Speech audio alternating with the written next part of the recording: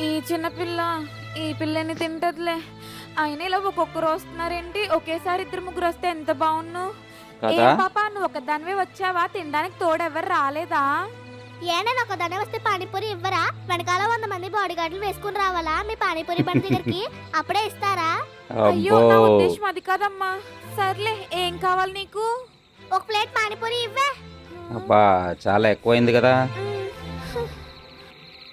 తీసుకో పాపా. అమ్మో ఈ పిల్లకి ముందే అన్ని క్లియర్ గా చెప్పాలి, లేదంటే ఇందాక ఆ పిల్లతో అయినట్టు అవుతుంది. ప్లేట్ పానీపూరి 20 రూపాయలమ్మా. ప్లేట్ కి 5 వస్తాయి. ఏనా అవును. మాత్రం తెలియదు అనుకుంటున్నావా? నా మొహానికి ఎప్పుడు పానీపూరి చూడలేదు అనుకుంటున్నావా? అబ్బో. అయ్యో అలా కాదు పాపా, చెప్పాలి కదా అని చెప్తున్నాను అంతే. ఇందాక ఇవి చెప్పకే 40 రూపాయలు కన్నం ఓ వచ్చింది. పాప